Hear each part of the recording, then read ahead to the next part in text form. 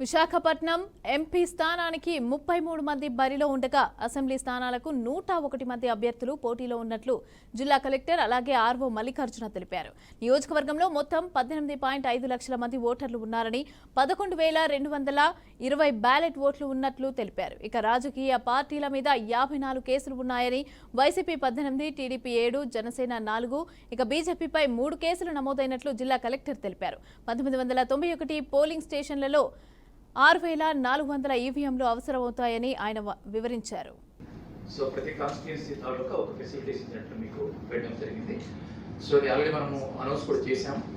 So ఆ రోజు వాళ్ళకి సెకండ్ ట్రైనింగ్ అవ్వగానే సాయంత్రం ఫెసిలిటీస్ సెంటర్కి వచ్చి అక్కడ వాళ్ళు 5th, 6th, 7th ఈ డేట్స్లో మనకు ఓటు వినియోగించుకోవచ్చు.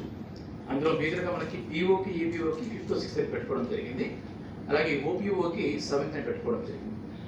అలాగే పోలీస్ డిపార్ట్మెంటు, ట్రాన్స్పోర్టేషన్ డిపార్ట్మెంటు, ఇతరత్ర ఎవరైతే ఎసెన్షియల్ సర్వీసెస్ ఉన్నాయో వాటి తాలూకా 7th, 8th మనకు ఈ అక్కడ ఫెసిలిటేషన్ సెంటర్స్ ఏర్పాటు చేయడం జరిగింది.